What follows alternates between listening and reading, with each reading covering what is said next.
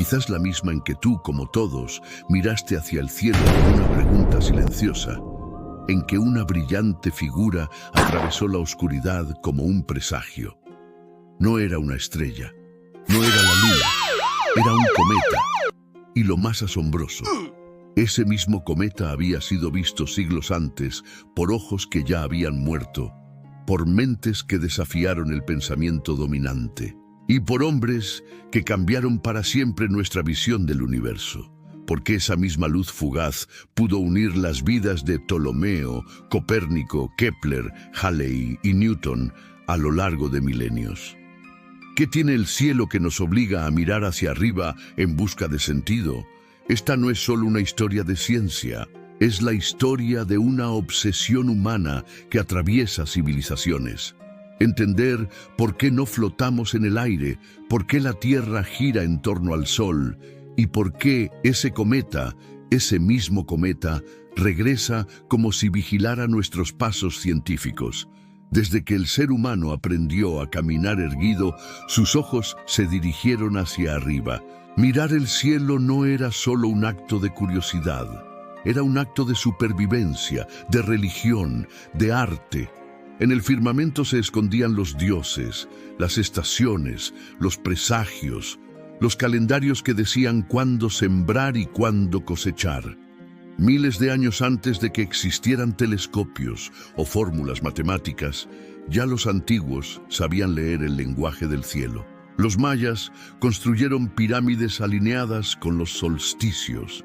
En Mesopotamia, los sacerdotes escribían sobre tabletas de arcilla el movimiento de los planetas. En China, los astrónomos registraban eclipses con una precisión que aún asombra. Sin embargo, algo unía a todos esos pueblos, la certeza de que los cielos eran sagrados y que regían la vida aquí abajo. Pero hubo un momento, un quiebre, en el que los cielos dejaron de ser un templo y se convirtieron en un laboratorio.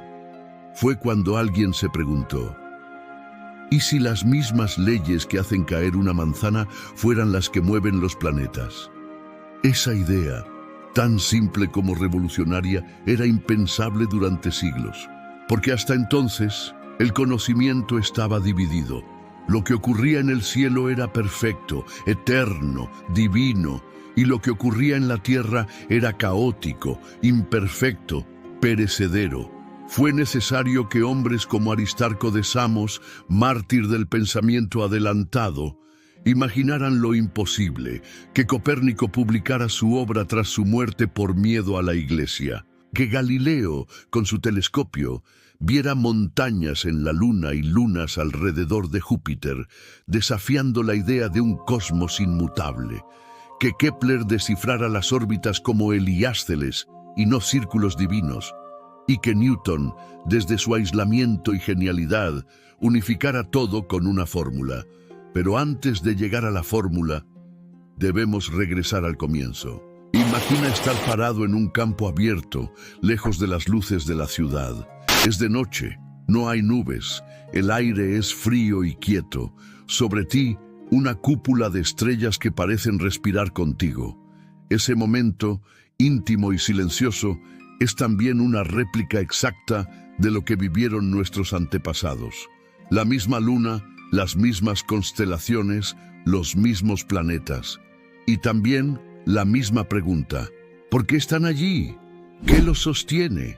¿Por qué no caen? Esa pregunta llevó a construir templos, lanzar guerras, trazar mapas celestiales.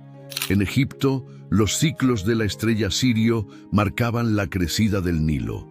En Babilonia, el planeta Venus era estudiado por astrólogos con rigor matemático. En la India védica, la danza cósmica de Shiva era entendida como la pulsación del universo. Pero más allá de las respuestas religiosas o míticas, había un patrón, algo repetido, algo que podía predecirse, y fue esa predicción la que dio origen a la ciencia. La ciencia no nació para contradecir los mitos, nació porque los mitos no bastaban. Cuando los sabios griegos como Aristóteles y Ptolomeo empezaron a construir modelos del cosmos, buscaban orden. Según ellos, la Tierra estaba en el centro, inmóvil, y el resto del universo giraba a su alrededor. Todo en círculos perfectos, porque la perfección, decían, solo se encuentra en el cielo, pero el cielo tenía otros planes. A veces, los planetas parecían retroceder en el firmamento. Ese fenómeno conocido como movimiento retrógrado no podía explicarse fácilmente. Así que Ptolomeo inventó un sistema de epiciclos, círculos dentro de círculos, como una danza absurda para encajar las observaciones en una teoría antigua. Durante más de 1000 años, ese modelo fue aceptado, no porque fuera el más exacto, sino porque era el más conveniente, hasta que una noche, quizás una como esta, Copérnico miró al cielo y vio algo que cambiaría todo. El cometa de su época era el mismo que siglos antes había observado Ptolomeo. Pero lo que Copérnico vio no fue solo un rastro de luz, vio una posibilidad. ¿Y si la Tierra no estaba en el centro? ¿Y si el Sol, esa llama constante que nos da la vida, era el verdadero centro del sistema? Así comenzó una revolución que no usó espadas, sino telescopios, que no derramó sangre, sino ideas, que no quemó templos, sino que encendió preguntas. Este es el relato de cómo pasamos de mirar el cielo con temor a mirar cometas como si fueran cartas del universo escritas en movimiento. Es la historia de una fuerza invisible, omnipresente, que une todos los cuerpos, desde una hoja que cae hasta una galaxia que danza. Es la historia de la gravitación universal. Y ahora, comencemos desde el principio. Durante siglos, el cielo fue un escenario ordenado, casi sagrado. Las estrellas parecían clavadas en una cúpula invisible, girando en armonía perfecta alrededor de la Tierra, como si todo el universo rindiera homenaje a nuestra existencia. Esta visión, bello consuelo para generaciones, fue cristalizada por el astrónomo greco-egipcio Claudio Ptolomeo hacia el año 150 d.C. Su propuesta fue simple, elegante y profundamente equivocada. Según el modelo ptolemaico, la Tierra ocupaba el centro absoluto del cosmos. Alrededor de ella giraban la Luna, el Sol, los planetas conocidos y, más allá, la esfera de las estrellas fijas. Todo se movía en círculos perfectos, pues para los griegos el círculo era símbolo de perfección divina. El cielo no podía tener imperfecciones ni variaciones. Era el reino de lo eterno e incorruptible, pero había un problema. Los planetas, esos errantes que se distinguían de las estrellas fijas, no seguían una ruta sencilla. A veces avanzaban, otras veces retrocedían brevemente antes de continuar. Este fenómeno, conocido como movimiento retrógrado, resultaba un dolor de cabeza para la perfección circular. Ptolomeo encontró una solución ingeniosa: añadir epiciclos, es decir, pequeños círculos sobre los cuales los planetas giraban, mientras estos círculos mismos se desplazaban alrededor de la Tierra. Era un mecanismo cada vez más complejo, como si se construyera una maquinaria celestial de engranajes invisibles. No era una explicación real, sino un esfuerzo desesperado por salvar una teoría rota. Durante más de 1400 años, esta imagen del cosmos reinó en el pensamiento europeo, no porque describiera fielmente el universo, sino porque respaldaba una visión teológica y filosófica. La Tierra como centro del todo, y el ser humano como su principal protagonista. La Iglesia Católica abrazó el modelo ptolemaico.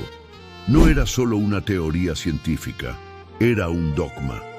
Contradecirlo no era cuestionar una idea, era desafiar el orden establecido, la jerarquía divina e incluso la salvación del alma.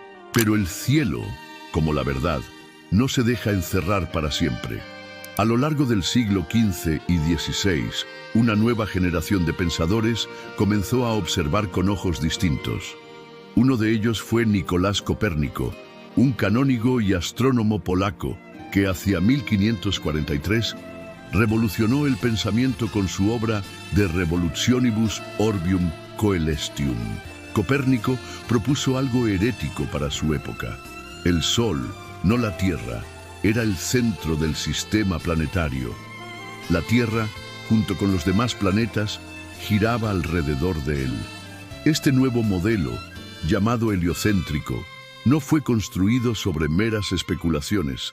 Copérnico se basó en siglos de observaciones y cálculos, pero, irónicamente, mantuvo la idea de órbitas circulares, porque aún no se había descubierto la verdadera geometría de los movimientos celestes. A pesar de su valor, la obra fue publicada con cautela, y recién un año después de su muerte. La sombra de la Inquisición era demasiado larga.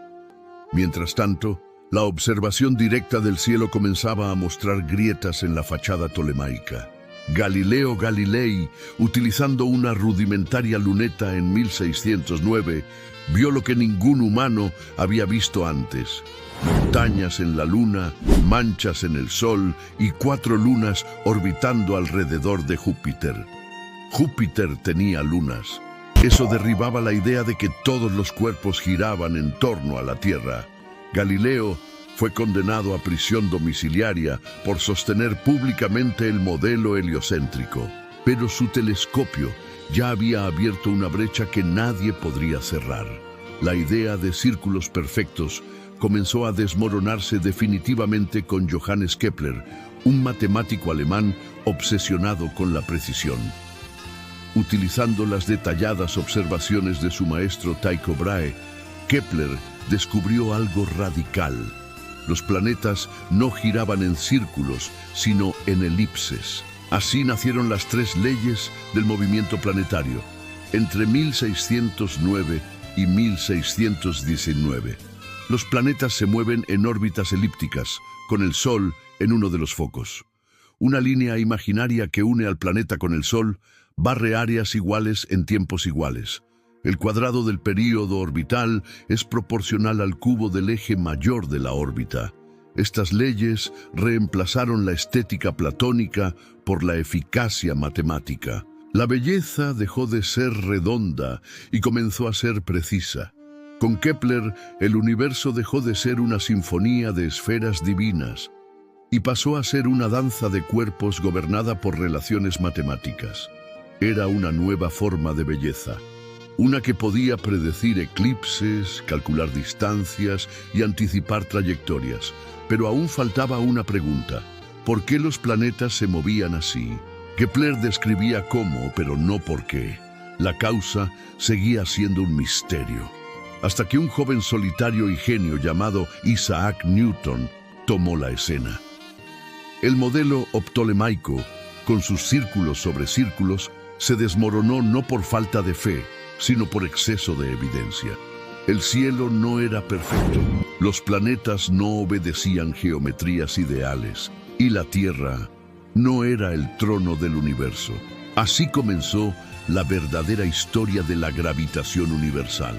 No con un acto de revelación, sino con siglos de resistencia, de errores, de coraje, y de mirar hacia arriba con una pregunta persistente.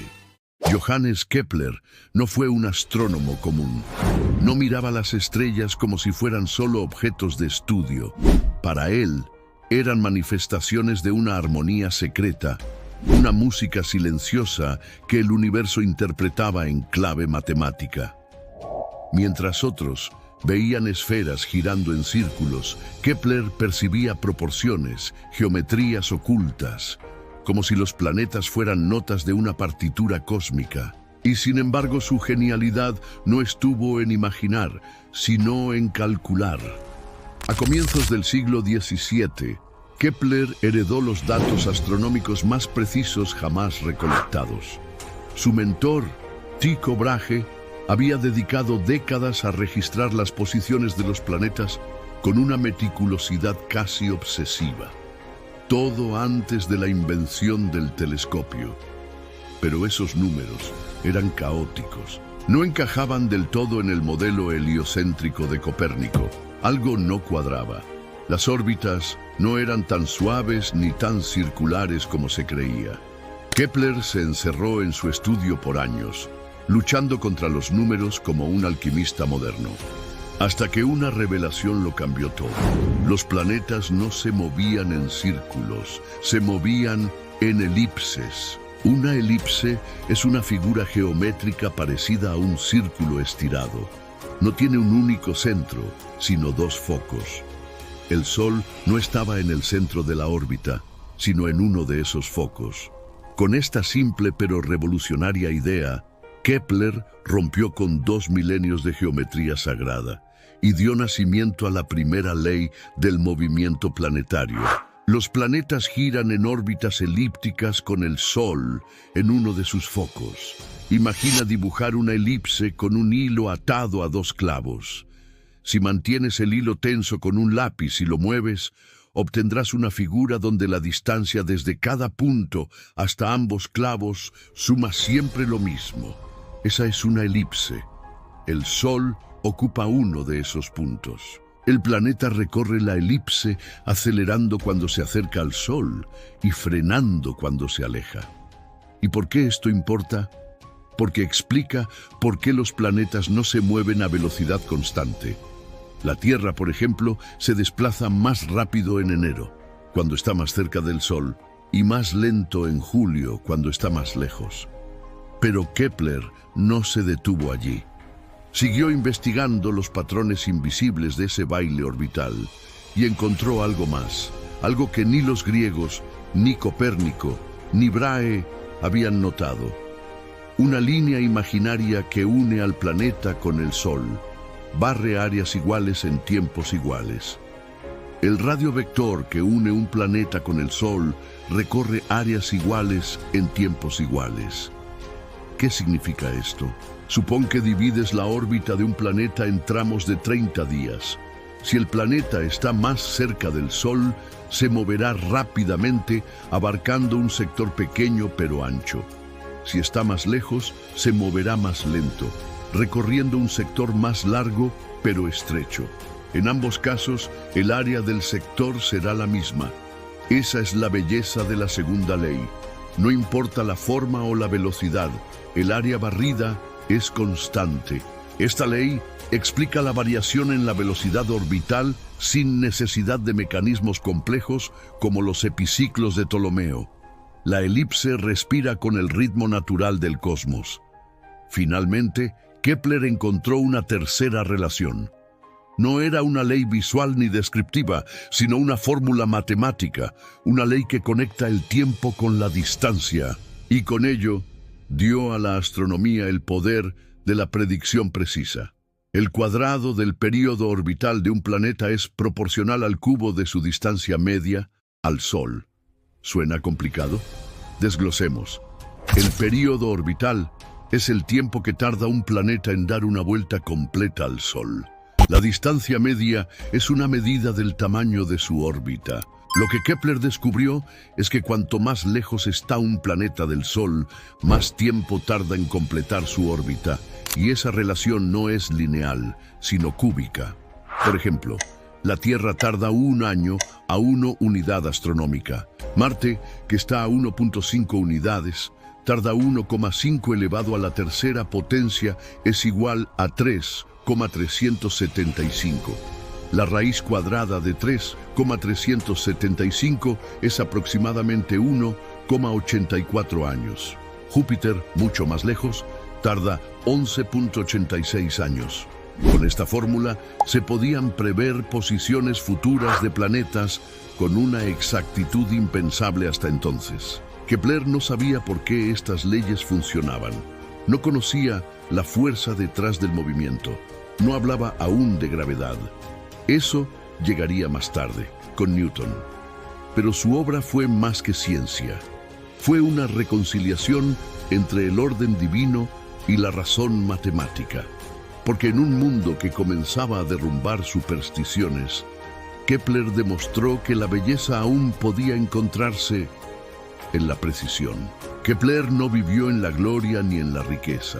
Murió sin saber cuán lejos llegarían sus leyes, pero hoy, cada satélite, cada misión espacial, cada simulación astronómica sigue sus principios. En un universo en expansión, él trazó el primer mapa fiable. Y aunque no tenía telescopios potentes ni computadoras, sí tenía algo aún más poderoso: una mente que veía música en el movimiento y un alma que creía que la verdad, como los planetas, también orbita alrededor de la luz. Isaac Newton no buscaba fama, no ansiaba reconocimiento, se refugiaba en la soledad, en el silencio de su estudio, mientras el mundo afuera vivía guerras, revoluciones y creencias firmemente arraigadas. Pero en esa soledad cambió para siempre la forma en que entendemos el universo, porque Newton no solo contempló el cielo, lo tradujo, y en esa traducción descubrió la fuerza invisible que une todo: la gravedad. Cuenta la leyenda que una manzana cayó de un árbol y le dio la idea. Aunque no sepamos si realmente fue así, lo importante no es el fruto, sino la pregunta que brotó de él. ¿Por qué cayó la manzana? Y más aún, ¿por qué cae todo lo que no está sostenido? Hasta ese momento las caídas eran explicadas como hechos aislados, mundanos. Nadie había sospechado que la misma fuerza que hace caer una fruta pudiera ser la misma que mantiene a la luna girando alrededor de la Tierra. Newton lo sospechó. Y no solo eso, lo demostró. Antes de Newton, Kepler había descrito cómo se movían los planetas, pero no sabía por qué lo hacían así. Galileo, por su parte, había observado cómo los objetos aceleraban al caer, pero sin una causa unificadora. Newton unió esos dos mundos, el terrestre y el celeste, con una sola ley: la ley de la gravitación universal. Según Newton, todos los objetos del universo se atraen entre sí. Esa atracción depende de dos cosas: la masa de los cuerpos, cuánto material tienen, la distancia que los separa. La fórmula es simple pero profunda. La fuerza, F, es igual a la constante de gravitación universal, G, multiplicada por el producto de las masas M1 y M2, dividido por el cuadrado de la distancia que las separa, R al cuadrado, donde F es la fuerza de gravedad, G es una constante universal, M1 y M2 son las masas de los dos cuerpos, R es la distancia entre sus centros. Esto significa que cuanto más masivo sea un objeto, más fuerte es su atracción. Pero esa fuerza disminuye muy rápido con la distancia. Si duplicas la separación, la gravedad se reduce 4 veces. Si la triplicas, se vuelve 9 veces menor. Imagina ahora la luna girando alrededor de la Tierra. ¿Por qué no cae? Porque aunque la gravedad la empuja hacia nosotros, su velocidad la mantiene en una caída eterna. Sí, así es una órbita, una caída infinita que nunca termina. La luna intenta avanzar en línea recta, pero la Tierra la jala constantemente. Como resultado, la luna cae a lo largo de una curva perfecta y nunca toca el suelo. Esto no solo ocurre con la luna. Todos los planetas, cometas y satélites están en esa danza entre impulso y atracción. Un equilibrio delicado, un arte cósmico. Pero Newton no se detuvo en el cielo. Aplicó la misma ley para explicar por qué las cosas caen en la Tierra con una aceleración constante. Descubrió que esa aceleración, aproximadamente 9.8 metros por segundo al cuadrado, es la manifestación local de la gravedad terrestre. Así, el peso que sentimos no es más que la fuerza que la Tierra ejerce sobre nosotros. Y aún más sorprendente, todas las cosas caen igual, sin importar su masa. Al menos si no hay aire que interfiera. Por eso, una pluma y un martillo caerían a la misma velocidad en el vacío. Con sus leyes, Newton convirtió el universo en un sistema predecible. Ya no era un misterio reservado a los dioses o a los poetas. Era un reloj colosal, preciso y gobernado por fórmulas. Gracias a su trabajo, se pudo calcular la trayectoria de los planetas, prever eclipses con siglos de anticipación, entender los movimientos de los cometas y hasta descubrir nuevos planetas sin haberlos visto jamás. Así ocurrió con Neptuno, hallado en 1846, no con un telescopio, sino con lápiz, papel y las ecuaciones de Newton. Isaac Newton publicó su obra maestra en 1687, Philosophiae Naturalis Principia Mathematica.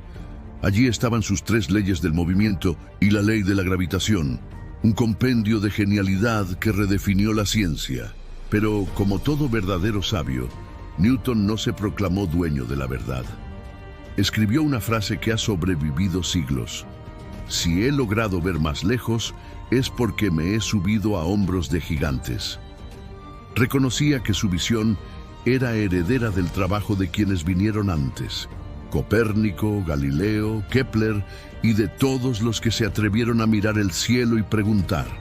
La gravedad, esa fuerza invisible, silenciosa y constante, no solo une los planetas, nos recuerda que todo en el universo está conectado, que una manzana puede revelar secretos celestiales, que la caída no es siempre un final, sino, a veces, el comienzo de una órbita, y que, aunque estamos en un rincón pequeño del cosmos, las mismas leyes que gobiernan a los astros nos gobiernan a nosotros. Cuando Newton formuló la ley de la gravitación universal, parecía que la humanidad, finalmente, había encontrado una llave maestra para descifrar el cosmos. Todo se volvía predecible, ordenado, medible. El universo era una máquina colosal gobernada por fuerzas invisibles y fórmulas elegantes. Pero la historia de la ciencia, como el propio espacio, no se detiene, y el siglo XX trajo consigo una revolución silenciosa que cambiaría para siempre nuestra comprensión da realidade. A inicios del siglo XX, un joven alemán con cabello desordenado e ideas aún más caóticas empezó a cuestionar lo incuestionable. Su nombre era Albert Einstein, y para él, la gravedad no era una fuerza que actuaba a distancia, como decía Newton. Era algo mucho más profundo, más extraño, más bello. Einstein propuso una idea revolucionaria: la gravedad no es una fuerza, es una consecuencia de la curvatura del espacio-tiempo. Imagina una gran sábana elástica. Si colocas una bola pesada en el centro, la sábana se deforma. Si lanzas una canica cerca, no irá en línea recta, sino que se curvará como si estuviera siendo atraída. Pero en realidad no hay fuerza que la jale. Lo que ocurre es que el espacio donde se mueve está deformado. Así funciona el universo, según la teoría general de la relatividad, publicada por Einstein en 1915. El Sol, al tener una enorme masa, deforma el tejido del espacio-tiempo a su alrededor. Y los planetas, incluida la Tierra, simplemente siguen esa curvatura. No están siendo empujados, están cayendo dentro de un valle invisible. Esta teoría reemplazó la visión mecánica de Newton por una visión geométrica. La gravedad ya no era una fuerza externa, sino una propiedad del espacio mismo.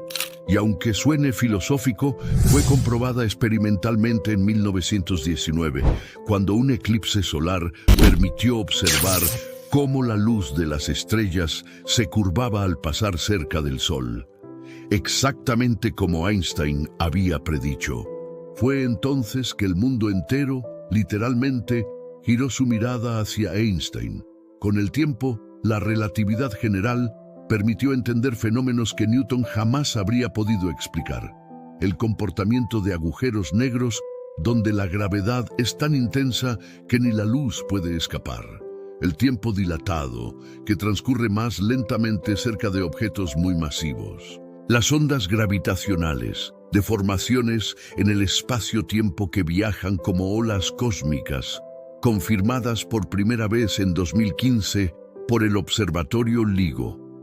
Cada uno de estos descubrimientos abrió puertas a realidades que desafiaban la intuición. pero que estaban ahí esperando ser entendidas.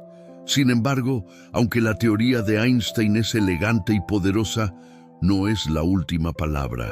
Porque cuando intentamos combinar la gravedad con el mundo microscópico, el de las partículas subatómicas, los átomos y los quarks, algo no encaja. La mecánica cuántica, que describe el comportamiento de lo más pequeño del universo, y la relatividad general, que explica lo más grande, no hablan el mismo idioma. Durante más de un siglo, los científicos han intentado reconciliarlas. Han surgido teorías como la teoría de cuerdas, que propone que todo lo que existe no son partículas, sino minúsculos hilos vibrantes. La gravedad cuántica de bucles, que busca cuantificar el propio tejido del espacio-tiempo. El principio holográfico, que sugiere que nuestro universo tridimensional puede ser una proyección de una realidad más fundamental en dos dimensiones. Ideas audaces, profundas, algunas cercanas a la ciencia ficción, pero todas con un objetivo común: entender qué es realmente la gravedad. Y mientras los físicos debaten en pizarras repletas de ecuaciones, la gravedad sigue operando en nuestras vidas cotidianas. Es gracias a ella que los satélites orbitan la Tierra y nuestros teléfonos tienen GPS. Es por ella que los planetas no se dispersan en el espacio. Es la razón por la cual nuestras galaxias se agrupan en cúmulos y por la que las estrellas nacen, viven y mueren. Pero incluso hoy, al mirar el universo con los telescopios más potentes, notamos algo perturbador. Las cuentas no cierran. Más del 95% del universo está compuesto por cosas que no entendemos. Materia oscura, una sustancia invisible que parece ejercer gravedad, pero que no emite luz ni interactúa con la materia común. Energía oscura, una fuerza aún más misteriosa que acelera la expansión del universo, desafiando todo lo que sabíamos sobre la atracción gravitacional. ¿Podría ser que la gravedad, tal como la entendemos hoy, sea solo una aproximación? Una pieza de un rompecabezas más amplio, aún incompleto. La historia de la gravedad no es solo una historia de fórmulas. Es la historia de cómo buscamos sentido en lo invisible, de cómo miramos hacia arriba, preguntamos y nos atrevemos a responder, desde una manzana que cae hasta la danza de galaxias lejanas, desde el cometa de Halley que cruzó los cielos de Ptolomeo, Copérnico y Newton, hasta las ondas gravitacionales que cruzan el universo como susurros del Big Bang. Hoy sabemos más que nunca, y sin embargo, sentimos que apenas hemos comenzado, porque la gravedad, esa vieja compañera que pensábamos conocer, aún guarda secretos. Y quizás, cuando el próximo cometa cruce el cielo, no solo veremos una luz en la oscuridad, sino una nueva pista, un nuevo enigma, un nuevo comienzo. A lo largo de esta travesía hemos seguido la pista de una fuerza invisible, una fuerza que no se ve, pero se siente. Una que une, que ordena, que mantiene el equilibrio de mundos enteros. Pero más allá de sus fórmulas, más allá de su precisión matemática, la gravedad también puede entenderse como una metáfora profunda. Porque en su esencia más íntima, la gravedad nos habla de lo que nos mantiene unidos y de lo que nos hace caer. Piensa en ello. Todo en el universo está conectado por la gravedad. No importa cuán lejos esté una estrella o cuán diminuto sea un átomo, nada está solo. Del mismo modo, en la vida humana hay fuerzas invisibles que nos unen. El amor, la memoria, la compasión, el dolor, el deseo, la nostalgia. Como la gravedad, estas fuerzas no se pueden medir con instrumentos, pero definen nuestra órbita. Nos acercan o nos alejan. Nos impulsan o nos retienen, nos elevan o nos derrumban. La caída que Newton convirtió en ley también es símbolo. Caemos en silencio, en errores, en vacíos, en pérdidas. Y sin embargo, en cada caída hay una posibilidad de trayectoria. como la luna que nunca llega a estrellarse contra la Tierra, pero tampoco se escapa. Cae eternamente, pero nunca se rinde. ¿No es esa una imagen perfecta de nuestra propia condición? La gravedad, entonces, no solo explica cómo se mueve el universo, también refleja cómo transitamos nuestras vidas. Nos enseña que todo lo que tiene peso también tiene centro, que todo lo que gira en torno a algo necesita una fuerza que lo sostenga, que incluso lo más lejano, una estrella, una idea, un recuerdo, puede influir en nosotros sin que lo notemos.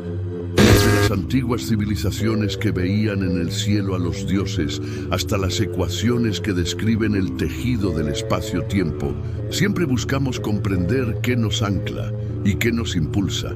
Quizás por eso, la humanidad ha oscilado entre dos anhelos, el de pertenecer y el de trascender, el deseo de estar unidos y el sueño de volar más allá. Y la gravedad, curiosamente, está en el centro de ambos. Hoy vivimos en un mundo que gira más rápido que nunca.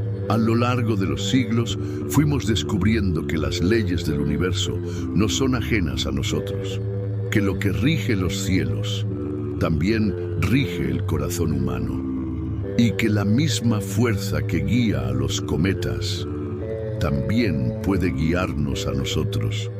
Porque entender la gravedad no es solo una cuestión de física, es comprender que hay algo que nos llama hacia el centro, hacia la unidad, hacia el origen, hacia lo esencial, donde todo parece fugaz, desconectado, efímero, y sin embargo, la gravedad nos recuerda una verdad inmutable.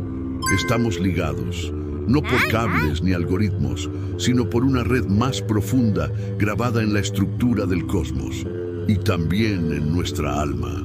Y quizá, solo quizá, el verdadero secreto de la gravedad no está en cómo atrae los cuerpos, sino en cómo nos enseña a no perdernos en el vacío.